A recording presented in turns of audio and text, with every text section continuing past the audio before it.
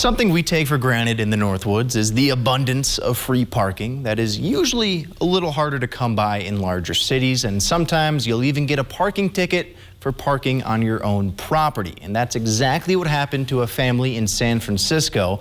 And in order to get out of paying that ticket, the family had to prove that their car pad had historically been used on their property.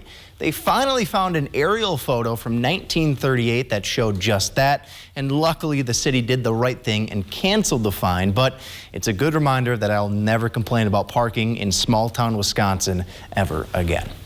I think everyone has made a mistake at work, and at some point we try to justify it with, well, it could be worse. Unfortunately, the folks at NASA probably cannot say the same. The agency lost contact with its Capstone satellite that was launched on June 28th. The satellite was supposed to orbit the moon for 6 months, but now it's flying blind out in outer space, which kind of feels like a metaphor for life, I guess, if you think about it.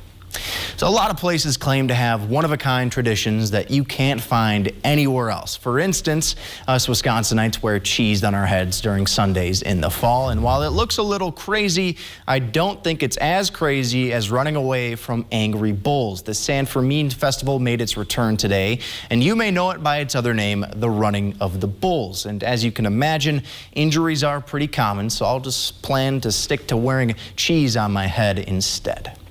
So while running from bulls seems to be a dangerous sport, playing soccer is usually relatively safe, unless, of course, your opponent is also a wild animal. The London Zoo shared this video of their lioness, Aria, gearing up for the UEFA Women's Euro tournament. The video was to show support for England's team, also known as the Lionesses, but seeing as how we just celebrated our country's overthrow of England's rule, I guess I can't say I find them too fierce.